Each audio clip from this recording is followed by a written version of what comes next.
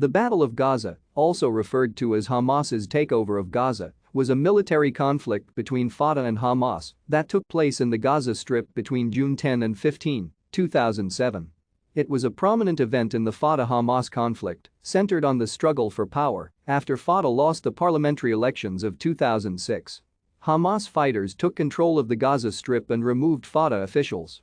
The battle resulted in the dissolution of the unity government and the de facto division of the Palestinian territories into two entities, the West Bank governed by the Palestinian National Authority and Gaza governed by Hamas. The ICRC estimated that at least 118 people were killed and more than 550 wounded during the fighting in the week up to 15 June. In 2003, the Basic Law of the Palestinian Authority was amended and a semi-presidential form of government was established, whereby a constitution creates a directly elected fixed-term president plus a prime minister and cabinet collectively responsible to the legislature. Thank you for watching. Like and subscribe if you would like to view more of our videos. Have a nice day.